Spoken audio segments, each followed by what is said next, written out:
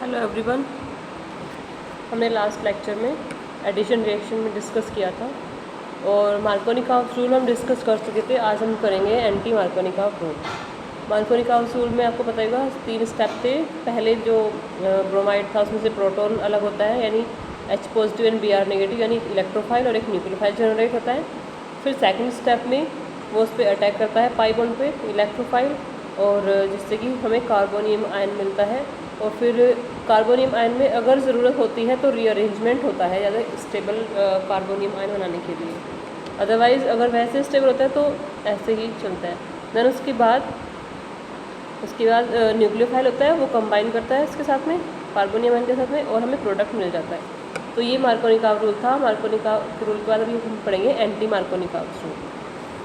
तो Markovnikov rule का एक सिंपल से एक लाइन थी कि पॉजिटिव पार्ट यानी हाइड्रोजन आयन या प्रोटॉन हम कह सकते हैं इसको, वो वहाँ पे जाके जुड़ता है जहाँ पे नंबर ऑफ़ हाइड्रोजन ज़्यादा होते हैं। तो एंटी मार्कोनिकॉफ क्या होगा, जिसके जस्ट अपोजिट यानी पॉजिटिव पार्ट या इलेक्ट्रोफाइल कहाँ पे जुड़ेगा, जहाँ पे नंबर ऑफ़ हाइड्रोजन्स कम होंगे। चलिए देख लेते हैं इसको। In the presence of a peroxide initiator hydrogen halide adds to alkene via free radical mechanism. Such reactions are said to be anti-Markovnikov. Since the positive part adds to the less substituted carbon, exactly the opposite of Markovnikov's reaction. This process was first explained by Harish, यानी scientist थे हैरिश। उन्होंने इसको पहले explain किया था सबसे पहले कि पॉजिटिव पार्ट जो होगा वो लेस सब्सटीट्यूटेड यानी जिस पे कम हाइड्रोजन्स होंगे, कम नंबर ऑफ हाइड्रोजन होंगे, उस पर जाके जुड़ेगा। इसका एग्जांपल हम देखेंगे रिएक्शन में CH3 और ये आप देख सकते हैं ये रिएक्शन लिखनी है। और हाँ, एक चीज़ याद रखिए कि एंटी मार्कोनिकॉफ जो है वो सिर्फ जहाँ पे पेरोक्साइड प्रेजेंस होगा सिर्फ वहीं पे एप्लीकेबल होगा। इसकी जो स्टेप होते हैं सिर्फ रेडिकल में वो क्या होते हैं। फर्स्ट स्टेप चेन इनिशिएशन यानी the chain is initiated by free radicals produced by N oxygen oxygen bond in the organic peroxide bracket.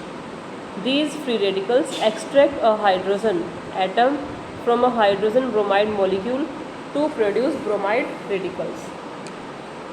Means जो फर्स्ट स्टेप होता है चेन इनिशिएशन जिसको बोलते हैं वो पेरोक्साइड की वजह से जिसमें ऑक्सीजन ऑक्सीजन लिंकेज होती है उसकी हेल्प से उसका बॉन्ड ब्रेक होता है यानी ब्रोमाइन रेडिकल्स हमें मिलते हैं। हम नीचे देख सकते हैं रिएक्शन में।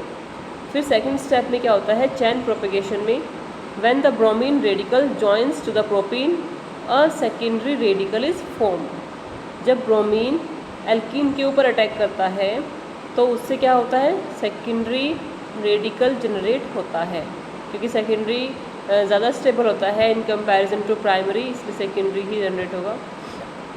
This is more stable than the primary radical which would be formed if it attached to the other carbon. आप नीचे रिएक्शन देख सकते हैं जैसे ये एसिमेट्रिकल एल्कीन है यानी CH3 CH and double bond CH2। इस पर अगर ब्रोमीन फ्री रेडिकल आके अटैक करता है तो इससे हमें दो तरह के फ्री रेडिकल मिलेंगे, एक प्राइमरी एक सेकेंडरी। अगर ब्रोमीन लास्ट वाले कार्बन से आके जुड़ता है तो हमें सेकेंडरी फ्री रेडिकल मिलता है और अगर वह बीच वाले कार्बन से आके जुड़ता है तो हमें प्राइमरी फ्री रेडिकल मिलेगा। तो प्राइमरी और सेकेंडरी में अगर हम कंपैरिजन करें तो सेकेंडरी फ्री रेडिकल ज़्यादा स्टेबल होता है। That's why the formation of free radical is occurs. Next आता है फ्री रेडिकल एडिशन में ही the more stable secondary radical reacts with another HBr molecule to produce one bromopropane and another bromine radical to continue the process. यानी bromine उसमें आके attach हो जाता है यानी जो डबल बॉन्ड था वह कम्प्लीटली ख़त्म हो जाता है, उसकी जगह सिंगल बॉन्ड आता है। थर्ड स्टेप आता है इसका chain termination. In termination step 2 free radicals hit each other and produce a neutral molecule. ये हमने पहले भी डिस्कस कर चुके हैं हम लोग। जो फ्री रेडिकल एडिशन की लास्ट स्टेज होती है जब उसका टर्मिनेशन होता है तो उसमें आपस में दो जो फ्री रेडिकल होते हैं वो ही आपस में जुड़ जाते हैं और चेन का टर्मिनेशन होता है। अदरवाइज़ अगर एक फ्री रेडिकल एक सिंपल नॉर्मल मॉलिक्यूल के साथ में जुड़ेगा या उस पर अटैक करेगा तो वो एक और फ्री रेडिकल को जनरेट कर देता है। लेकिन अगर दो फ्री रेडिकल आपस में कंबाइन होंगे तो इससे रिएक्शन का टर्मिनेशन हो जाता है। इसके बाद इसमें कुछ क्वेश्चंस पुट अप होते हैं। Why don't the other hydrogen halides behave the same way, यानी कि जैसे हम HBr के साथ हमने पेरोक्साइड इफेक्ट दिखाया है, तो ये वाला इफेक्ट दूसरे जो हैलाइड्स होते हैं उनके साथ क्यों नहीं होता। जैसे कि HF यानी हाइड्रोजन फ्लोराइड हो या हाइड्रोजन क्लोराइड HCl हो, तो उनमें क्या कंडीशन आ जाती है ये हम देखेंगे। The hydrogen fluorine bond is so strong that fluorine radicals are not form in the initiation step.